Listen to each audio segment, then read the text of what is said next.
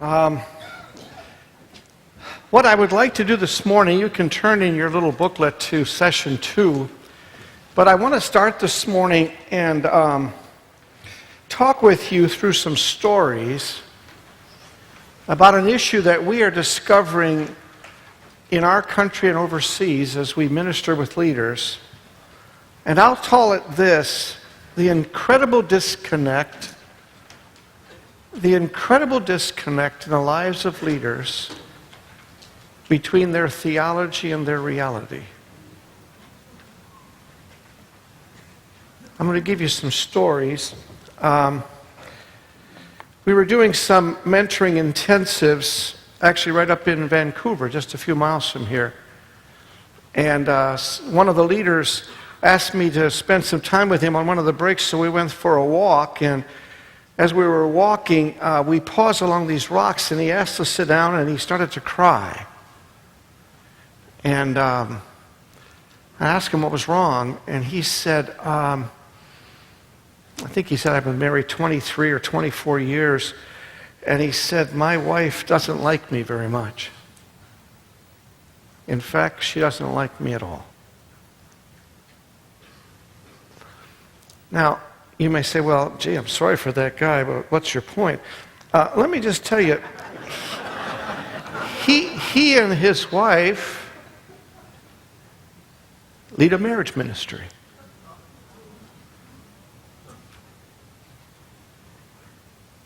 I'll tell you another story.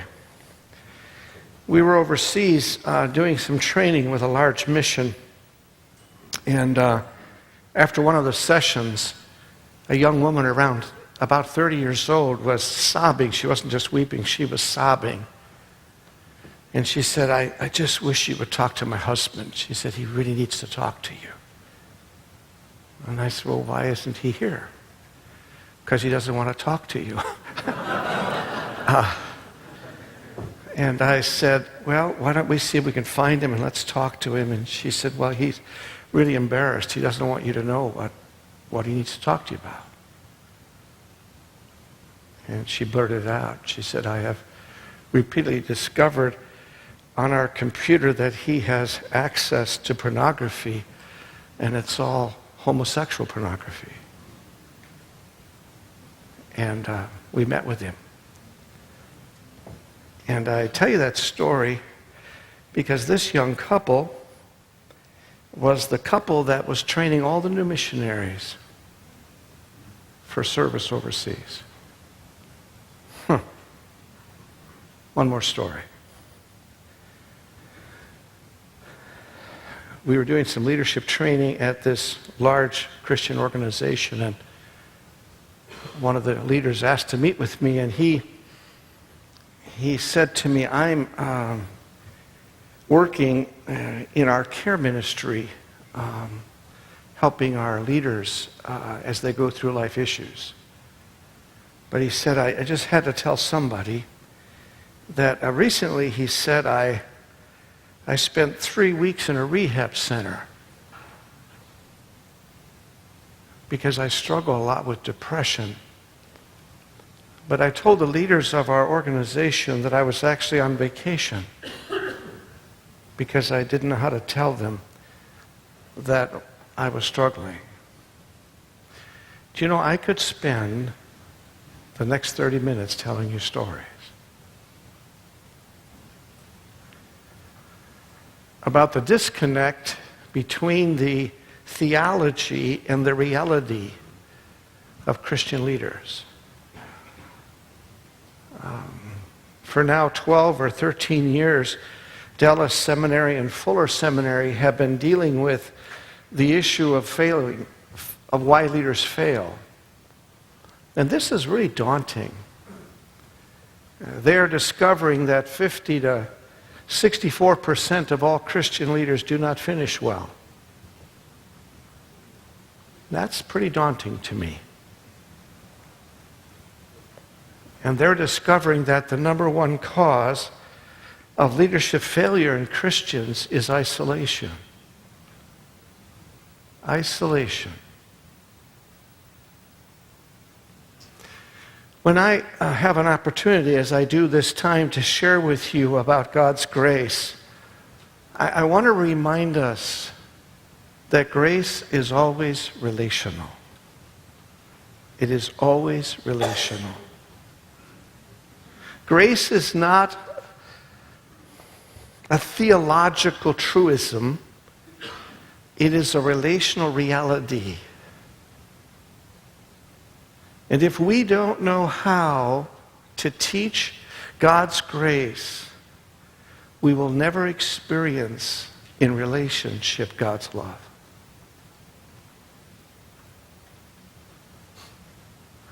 The great disconnect in leaders and the reality of their lives is that no one is allowed into who they are.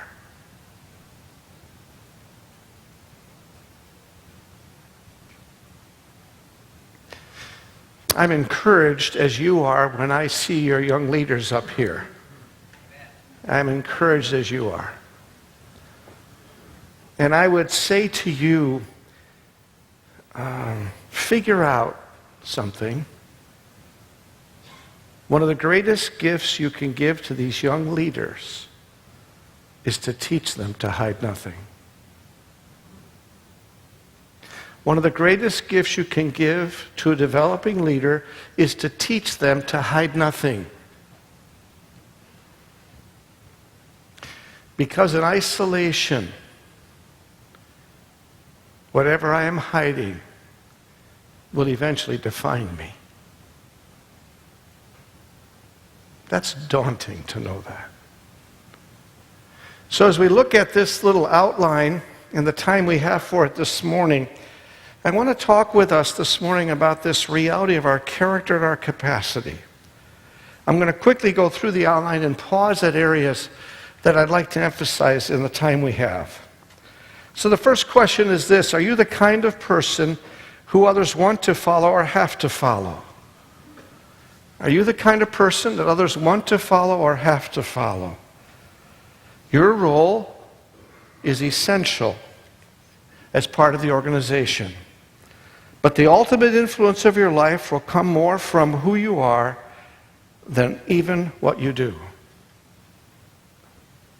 The greatest influence of your life will come out of who you are. I appreciate your camp ministry. Part of our ministry life for Grace and me is we ran a Bible camp. And when we were part of Open Door Fellowship, and it was called Arizona Bible Camp, and in those days, I was the everything. I was the speaker and the director, and I kind of did those kind of things. And I was also the watch guard. And I had this unique rock that I sat up at camp where I could see the boys, girls, and the girls' dorms from the same position. And so I would sit there after the evening service till about midnight. And then usually that was late enough. But one night I was sitting there. It was Thursday night, I remember it, toward the end of a busy week, and just a little before 12 o'clock, sure enough, two guys are coming out of the girls' cabin. Out of the guys' cabin, excuse me. And I thought they were moving down toward the girls' cabins, and so I went, oh gosh, guys, not tonight, I'm dead tired. But they didn't move they started to come toward me. They knew where I was. And I looked, it was two of my teenage leaders. And I went, oh man, not Al and Tim, what are you guys wanting? So they come down and they said, Bill, we just got to talk to you.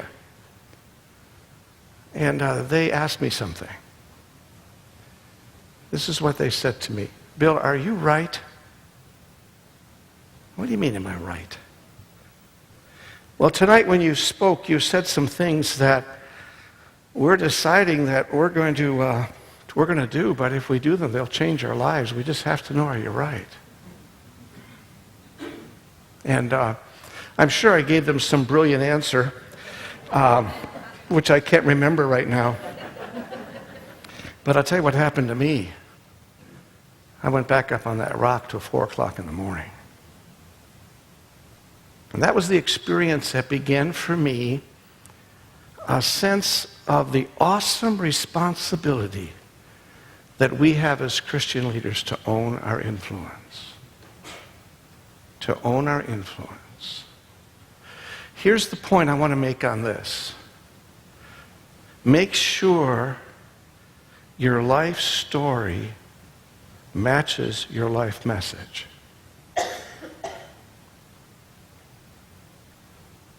Because the influence of your life will come out of your story,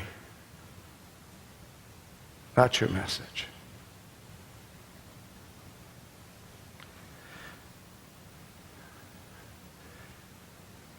I was asked to sit on a committee in Denver, and our audience were Christian educators from colleges and universities, a couple of seminaries. And we had a panel, and most of the audience were gray-haired people. And one of them asked a question. It was directed at me. And his question was this: Bill, why do you think there is such a disconnect between our generation and the up-and-coming generation? Why is there such a disconnect? I don't know that I gave him the right answer, but I'll tell you the answer I gave him. This is the answer I gave him. Our generation, those of us with gray hair and older, we were taught to know something so we could tell something. This generation wants to receive something so it can become something. What we have to ask is, what do we have to give them? Because this is their accusation of us. Your lives do not match your message. Your lives do not match your message. And they challenge us as lacking authenticity.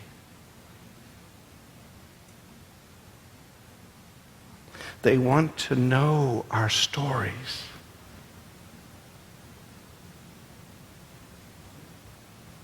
Follow me with the outline here a minute. Leading from this influence requires a special quality that leading from position or power does not, and that's called trust. Influence is based on trust, and this trust is anchored in two components: our character and our capacity. This little triangle, we've said this, that our character and capacity are the roots to our earning trust. And when we earn trust, it is the basis for our influence. It is the basis for our influence. Look at the next page. Surveys from business, education, government, and military indicate that the quality with the greatest gap between what followers most want in their leaders and what they actually receive is trust. We call this the trust gap. What followers want in their leaders and what they discover in their leaders, that gap is the trust gap. Before we finish our times together, I will be talking with you more about this phenomenon that we call sin management. Remember last night, I shared with you that the greatest evidence of our righteousness is our love, not how little we sin.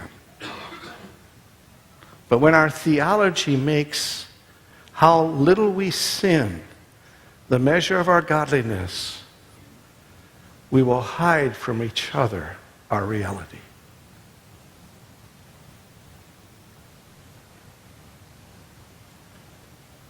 And that makes us inauthentic. And boy, do we have to work on this.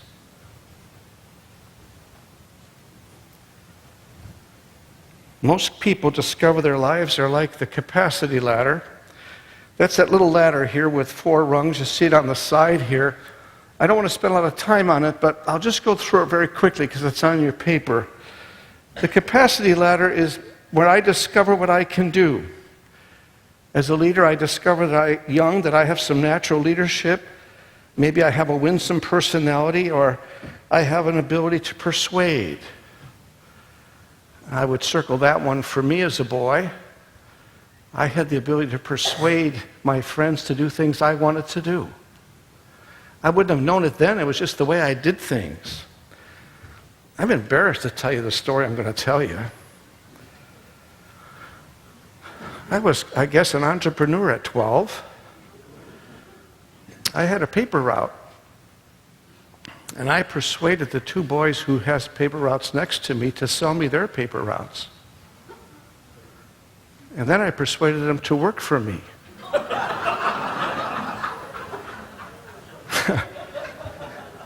And I persuaded them to work for me, delivering the papers that they used to deliver on their own route.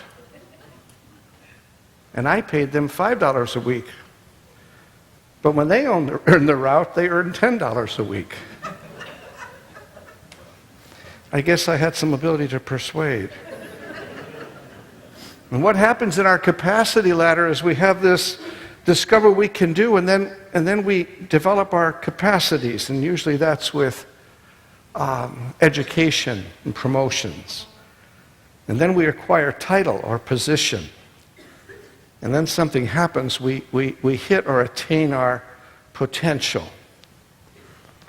And that capacity ladder, unfortunately, is the ladder that many, many, many leaders, including Christian leaders, spend most of their time on. Now, we are not as a ministry, and I am not as a person against our capacity. God uses our capacity. But when we as leaders hone our capacity and assume our character, we will fail those who trust us. So look at this. It says at the top of the capacity ladder are stressors and strains one never experiences at the bottom. For instance, we have the pressure of success. We have pressure of success. We have the temptation of privilege. We have the demands of followers. And you know, without a healthy character, your capacity will not be able to endure the demand. We have the drain of critics. Have you noticed that? Have you noticed that leadership in Christian circles, it's just like a magnet to critics.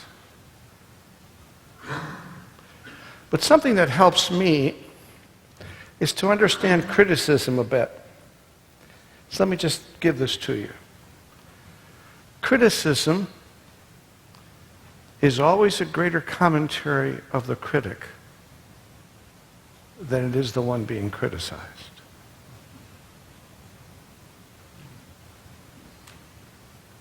Criticism is always a greater commentary of the critic than of the one being criticized.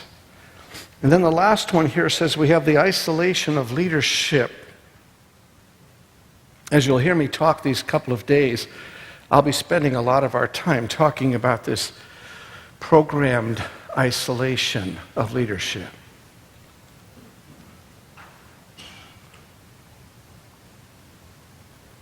I know we don't mean it, but they're just my words.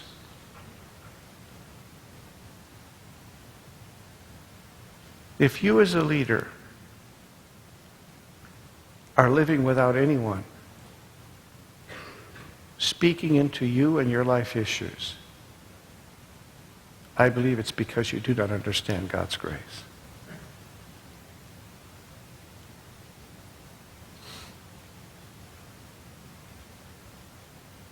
God has intentionally given us to each other. He intentionally wants our love to be the evidence of His grace that is in us. It says these capacity rungs are important to personal development, but when characters assume, it leads to disintegration of the ladders of life. Nothing hides disintegration like success for a season. What does disintegration mean? That means that my character and capacity are not balanced. My character is assumed. And I function mostly out of my skill set because I myself as a leader actually fear my own person. Well, those are some unhealthy words. And so let me just give you these things. A disintegrated life results in relational struggles. A disintegrated life results in relational struggles. We have to live, I think, with a different mindset, a different heart set. We as leaders have got to learn these words. I need you. I need you.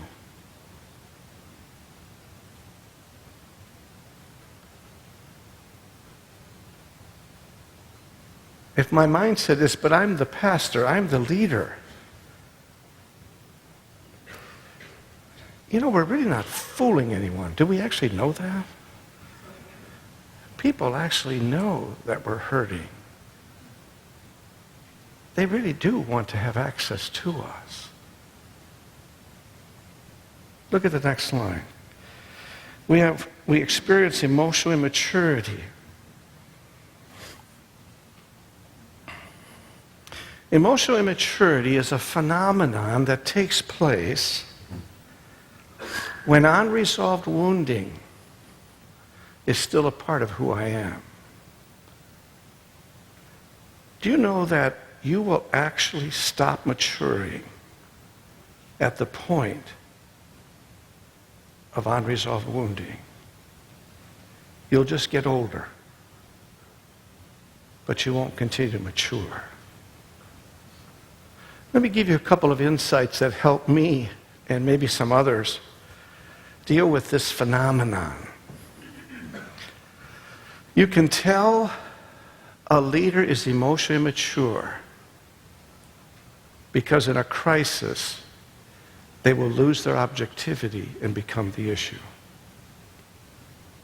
You can tell when a leader is emotionally immature because in a crisis, they will lose their objectivity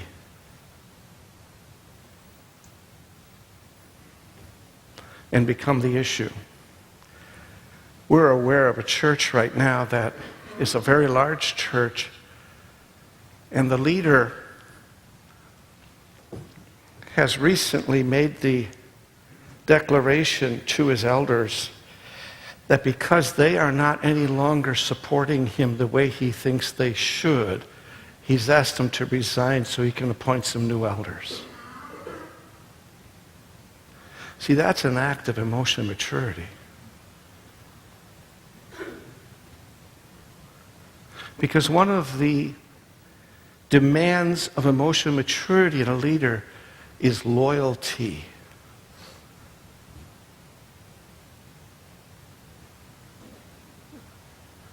Look at the next line. Lost opportunities. The last line, failure and falling. As I mentioned last night, I tend to think in terms of one-liners. I don't know why that's true, just the way I think. And I'll say this to you.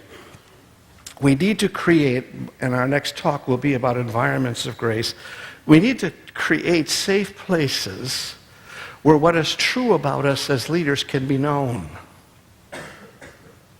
We need to create safe places where what is true about us as leaders can be known. Because of this phenomenon,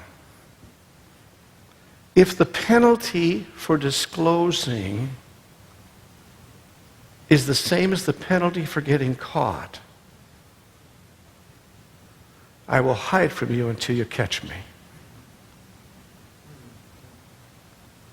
If the penalty for disclosure is the same as the penalty for getting caught, I will hide from you until you catch me.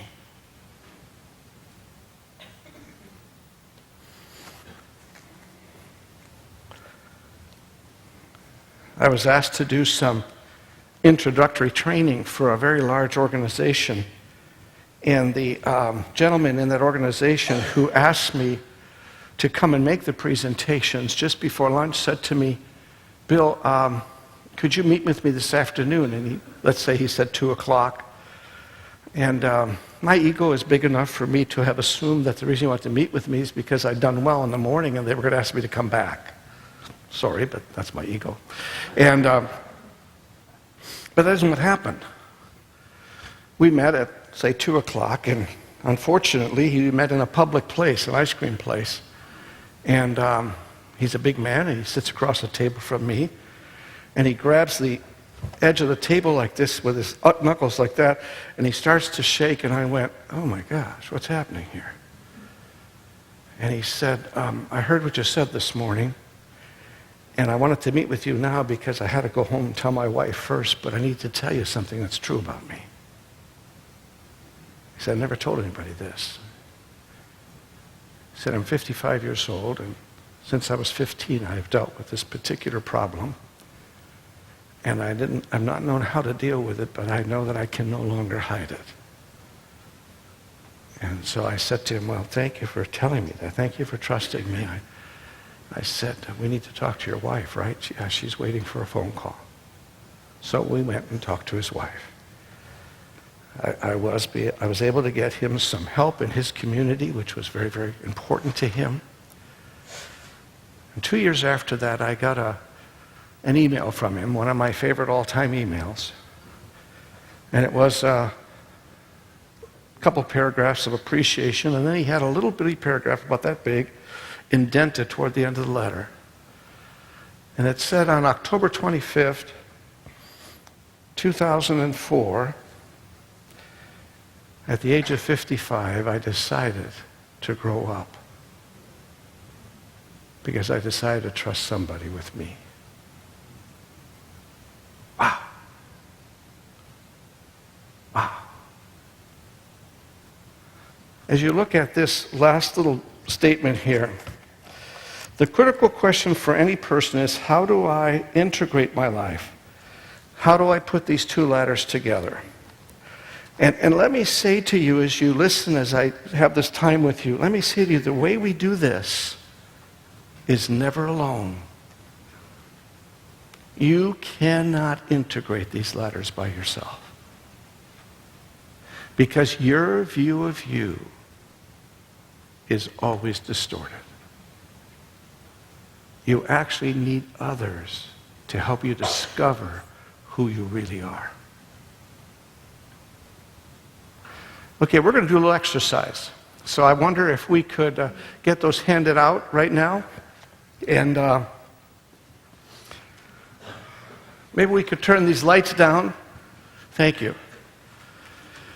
As I give you this exercise, what I'm going to ask you to do is take it and just take a few minutes and answer the 3 sections. This is a personal exercise. And as you answer these 3 sections, then I'll tell you how to share it with somebody in a small group like we did last night. There are just 3 areas. And all you need to do is just read them and fill in circle one of the answers. Okay, there's 7. You can get somewhere between a 5 and a 1. And then you just put your total score in the little box. Okay, everybody just kind of sit where you are and just take a couple minutes and fill this out. As I said to you last night, we want to encourage you, if you find these tools useful, to use them. Take them home and give others a chance to participate with you in them.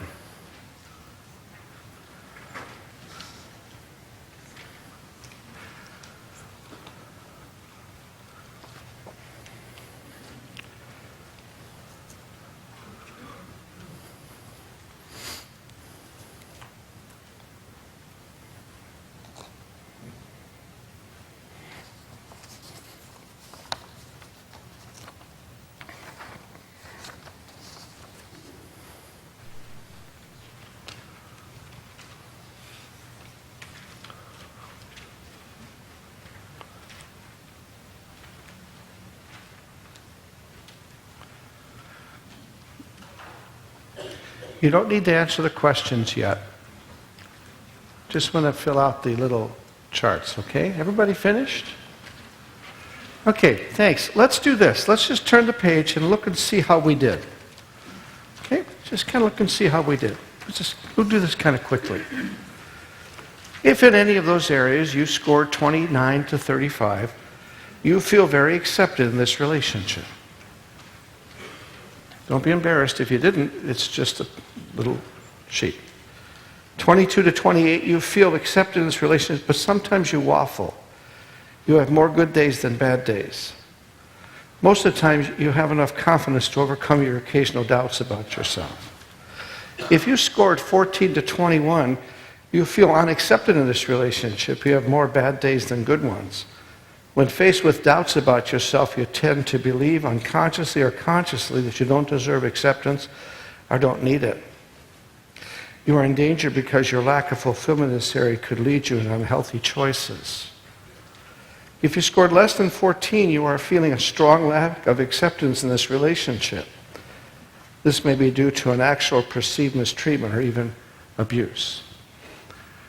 Now, before we go to the questions, which I'm going to ask you to do in your group, I'd like you to just think about this acceptance reality. We use this tool, we modify it for marriage seminars that we do.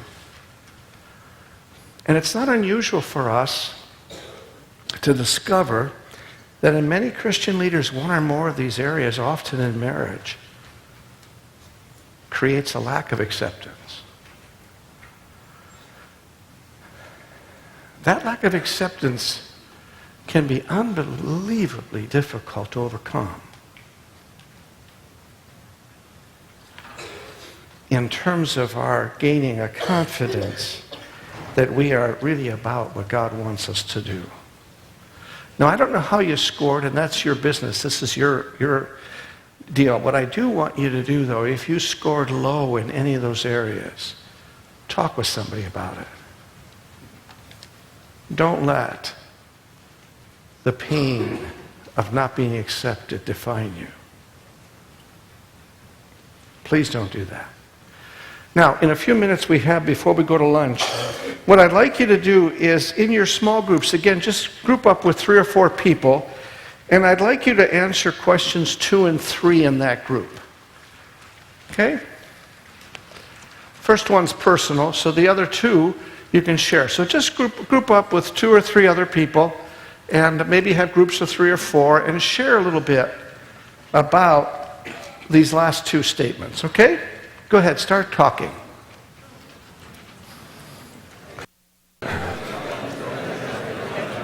In the next couple of minutes, try to concentrate on processing question number 3 on page 31. We only have a couple minutes. In the next couple of minutes, try to concentrate on question 3 on page 31, okay?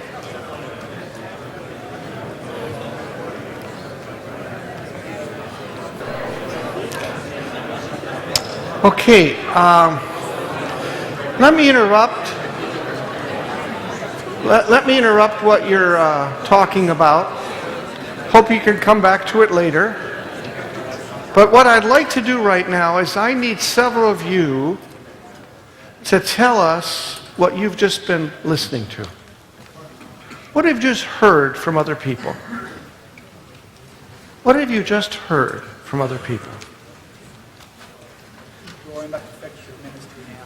Excuse me? Growing up, what is it affecting your life now? Yeah, how the things growing up are affecting you today in your ministry. Good. Somebody else. What were you just talking about? Mostly it's the negative things growing up, not the positive. The positive are good foundations. The negatives are the things you start carrying with you. Is that interesting? Repeat it, please. Repeat what you said. No. What she said was, it's amazing how the negative things in growing up are the things we still work through. And the good things, even though they're in our foundation, they don't seem to be those things that we give priority to. Somebody else, what were you just talking about? Somebody over here, what were you just talking about? Yes? Well, my struggle Yeah. So I find that now, and I was telling our congregation this week, it's easier for me to gear my life around projects because they're things, and it's easier to be successful at doing things and projects rather than people. So I'm trying to, God, so I'll make an adjustment that when I get up in the morning, I think in terms of people I have to connect to rather than just projects I have to get out of the way. Thank you. So it's kind of like, Wow, thank you for that. That's huge insight. You hear what he just said? Huge insight. Somebody else, what were you just talking about? Yes, please. I started out feeling like I desperately wanted and needed acceptance by the people. And that was kind of the opposite of where, as a believer, I need to learn to go. I needed God's acceptance first. Amen. And then I was freed up to not be so preoccupied with doing everybody else. Thank you. Thank you. What do you think about talking about stuff like this? What do you think? It's a good thing, bad thing, wish we never did it? What do you think? Difficult. It makes us vulnerable. You want to just zip over kind of the hard stuff. Yeah, you want to zip over the hard stuff. Let me just tell you what we're doing. We are experiencing each other's stories. We need to do this a lot. In one of our training, a woman near the front, sitting where this lady is, she started to weep as she raised her hand. And I said to her, why are you weeping? She said, you cannot believe how important this is to me because no one ever listens to me. I never have anyone to talk to. We're all so busy that no one ever cares about my story. This is such an important process. What we're trying to do is model what we're teaching. That's why every time we do training, we will in fact create as many tools as we can to engage our audience in the process. Because grace is not something you learn up here. Grace is something you experience here. Grace is a principle of the heart, intended of God to be lived out in relationship. That's why we do this. Let me pray with you this morning. Father, thank you for just our being able to do this. Some said it was hard, and some said we'd like to kind of quickly go over some of the hard spots. But most of us said this was good. Father, would you remind us how important it is for us to sit and share with others who we really are? Would you convince us, Father, how critical it is to our own well-being that we are known? We commit our time to you in Jesus' name. Amen.